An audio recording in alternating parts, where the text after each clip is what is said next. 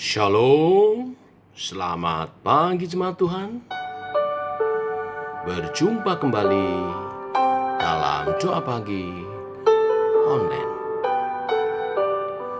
Saatku menyembahmu, rohmu bekerja.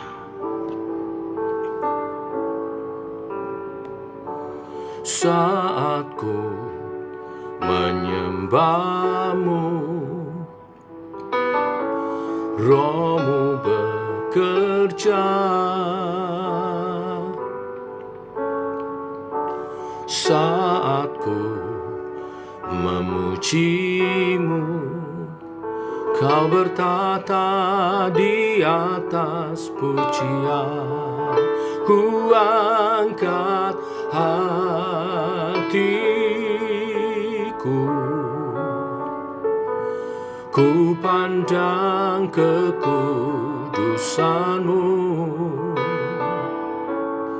Saat ku sembah, ku pujimu, ku rasakan kehadiranmu Tuhan.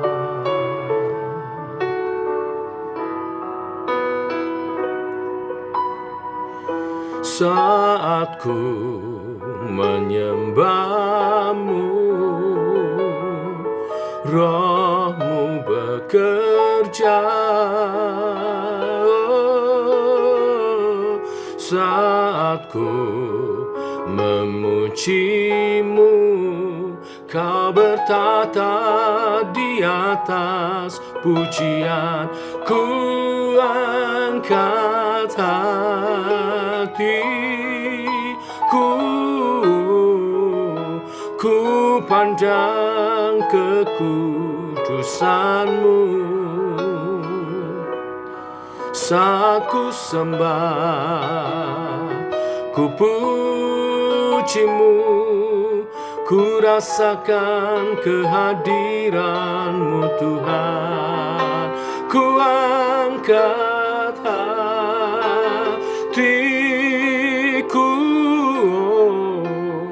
ku pandang kekudusanmu. Saat ku sembah, ku pujimu, ku rasakan kehadiranmu Tuhan. Ku angkat hatiku, ku pandang kekudusanmu. Saat ku sembah, ku pujimu, ku rasakan kehadiranmu Tuhan. Saat ku sembah, ku pujimu, ku rasakan kehadiranmu Tuhan. Oh, saat ku sembah, ku pujimu, ku rasakan kehadiranmu Tuhan. Ku rasakan kehadiranmu Tuhan.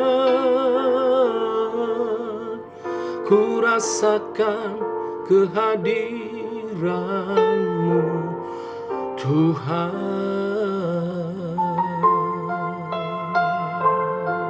Oh, haleluya.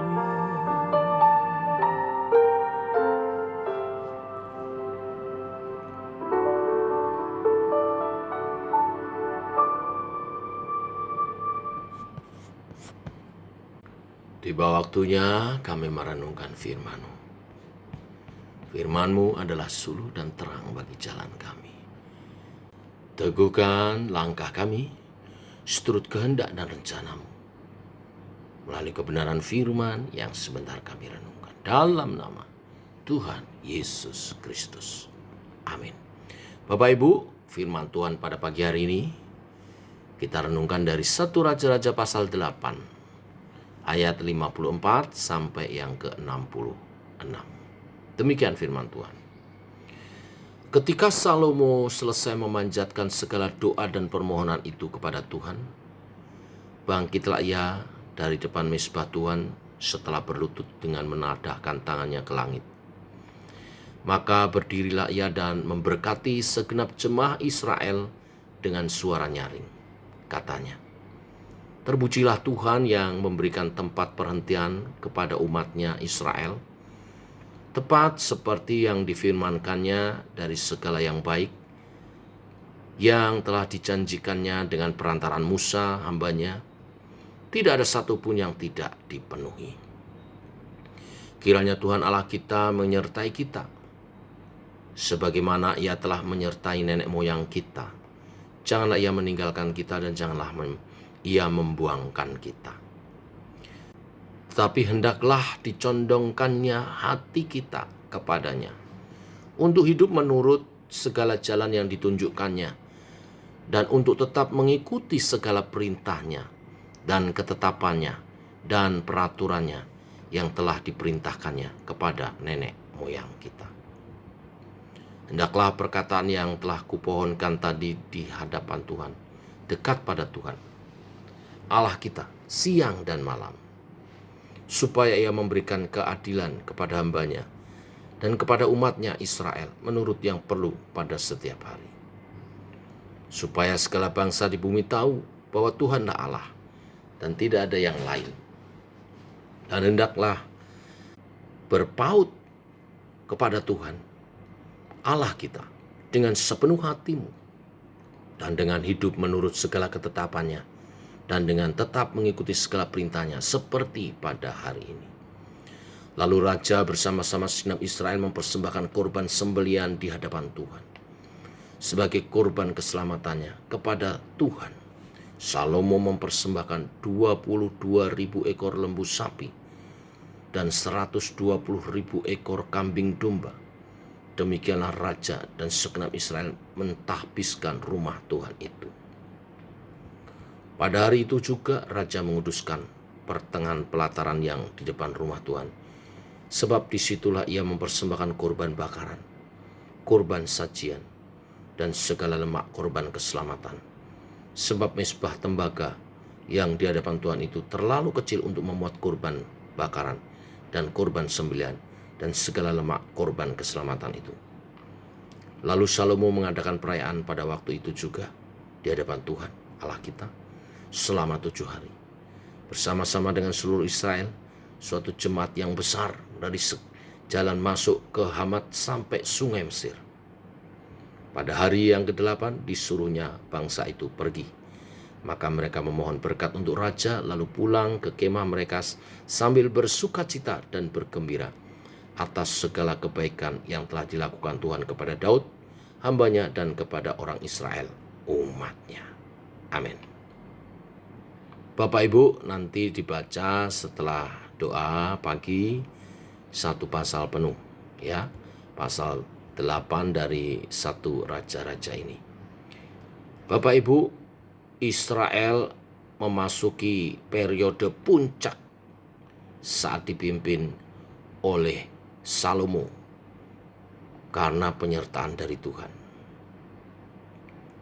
Ketika mentahbiskan bait Allah, Salomo menaikkan doa-doa permohonan berkat. Doa-doa permohonan berkat ini mengandung pengajaran yang sangat baik untuk diterapkan dalam kehidupan kita sehari-hari. Salomo memohon dengan gentar supaya Tuhan tidak membuang dia dan bangsanya, bangsa Israel maksudnya. Karena Salomo tahu baik dia maupun bangsanya sangat jauh dari hati yang condong kepada Tuhan. Pengalaman sejarah bangsa Israel menunjukkan hal itu. Itulah sebabnya dia memohon belas kasihan Tuhan untuk memelihara dia dan Israel, supaya pengampunan dan rahmat Tuhan selalu ada bagi dia, dirinya, dan juga bangsanya. Mari kita mengingat hal ini juga. Tidak satu pun di antara kita yang kuat.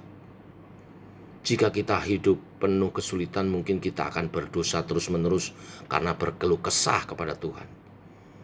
Tetapi jika kita penuh kelancaran, mungkin kita jatuh dalam dosa, menghina pemeliharaan Tuhan, dan berjalan menurut kehendak sendiri, jadi sombong, dan itu sangat memuakkan hati Tuhan. Jika hidup kita penuh bahaya, mungkin kita akan melupakan Tuhan, cari jalan pintas, mencari perlindungan di luar Tuhan. Sebaliknya, ketika hidup kita aman-aman, lancar-lancar, kita melupakan Dia, dan kita menjalani hidup kita seolah-olah kita layak mendapatkan itu, dan kita menjalani kehidupan kita dengan melupakan Tuhan. Semua situasi, baik maupun buruk, dapat membuat kita jatuh ke dalam dosa yang akhirnya dibuang oleh Tuhan. Itulah sebabnya mari kita bersama-sama seperti Salomo berdoa dengan kesadaran bahwa kita lemah. Berdoa dan memohon supaya di saat penuh kesulitan iman kita diperkuat oleh Tuhan, sehingga kita dapat terus mengharapkan kekuatan dan pertolongan daripada Tuhan. Berdoa dan memohon supaya di saat penuh dengan kelancaran dan berkat-berkat, kita mempunyai hati bersyukur kepada Tuhan dan sadar bahwa Tuhanlah sumber segala berkat itu. Biar di saat lancar, Tuhan tetap memberikan kita hati yang bergantung kepada Tuhan. Karena segala kelancaran yang Tuhan berikan harus dipergunakan sebaik mungkin untuk kemuliaan Tuhan, untuk kerajaan Allah dinyatakan. Mari kita juga berdoa supaya di saat penuh bahaya, saat ada tantangan, kita berharap hanya kepada perlindungan daripada Tuhan, mengandalkan Tuhan, percaya kepadanya, tidak mencari di luar Tuhan. Biarlah kita terus berserah dan percaya kepada Dia dalam situasi apapun. Salomo tahu bahwa kerajaan yang besar dan damai sangat mungkin menyeret dia ke dalam dosa. Yang kedua, kita melihat dalam pentabisan ini, berkat-berkat yang diberikan oleh Tuhan dilanjutkan oleh Salomo dengan mempersembahkan kurban yang sangat banyak jumlahnya. 150.000 hewan dikorbankan pada waktu itu. Konsep ibadah dalam perjanjian lama untuk memohon belas kasihan Tuhan, maka harus dilakukan dengan adanya penebusan, korban penebusan dosa atau korban penebusan salah. Kita ambil konsepnya. Demikian juga bagi gereja Tuhan sekarang. Belas kasihan yang Tuhan berikan kepada gerejanya tidak akan mengkompromikan keadilannya. Itulah sebabnya perlu ada korban yang agung untuk dapat menebus gerejanya.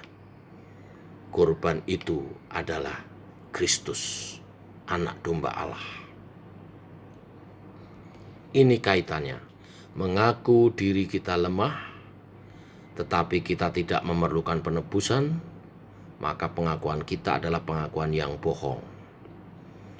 Inilah imam agama-agama di seluruh dunia. Semua menganggap diri perlu bertobat dan perlu berubah.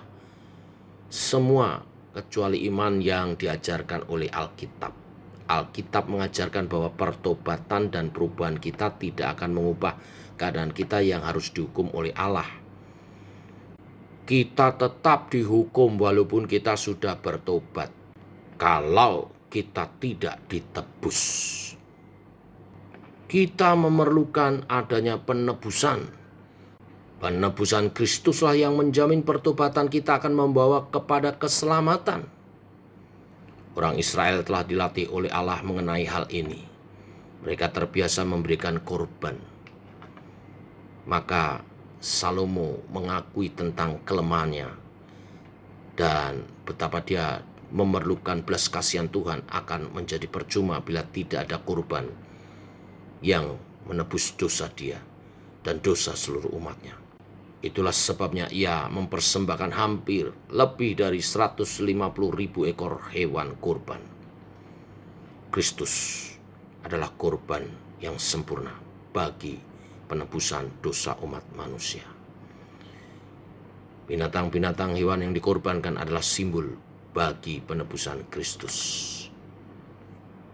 Melalui renungan kita pagi hari ini, kiranya kita boleh belajar memiliki pertobatan yang sejati, bukan hanya mengakui dosa dan meninggalkan dosa, tetapi juga beriman kepada Kristus sebagai penebus kita yang mati menggantikan kita di kayu salib. Kristus yang telah mati bagi kita, tetapi yang telah bangkit, dialah yang membuat pertobatan kita mempunyai faedah hidup yang kekal. Sudahkah kita bertobat di dalam Kristus? Bertobat di dalam Kristus tidak hanya berhenti dari perbuatan dosa, tetapi menerima Dia sebagai Tuhan dan Juru Selamat kita. Dan selanjutnya kita hidup mengabdi kepadanya.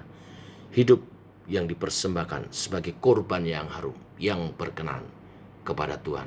Itulah ibadah kita yang sejati. Amin. Mari kita berdoa. Bapa dalam surga, dalam nama Tuhan Yesus kami bersyukur. Oleh kasih dan anugerah-Mu, rahmat-Mu baru. Dan Engkau menuntun kami oleh kebenaran firman hari ini, untuk kami mengingat kembali pertobatan kami. Kerap kali sebagai orang percaya, kami berpikir bertobat hanya berhenti dari dosa, tetapi tidak menghayatinya dalam Kristus sebagai karya penebusan. Hanya penebusan Kristuslah yang melayakkan pertobatan kami membawa faedah kekekalan. Karena tanpa penebusan, pertobatan kami sia-sia. Kami bersyukur atas karya Kristus di salib yang mati ganti kami, yang bangkit memberi kami hidup yang kekal, untuk kami hidup juga dalam kuasa kebangkitan, hidup yang dipersembahkan kepada Kristus.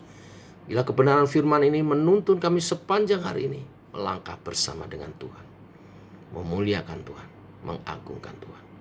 Dalam nama Tuhan Yesus kami berdoa, kami bersyukur. Amin. Demikian saudara, doa pagi kita. Selamat pagi, selamat berjalan bersama dengan Tuhan. Shalom.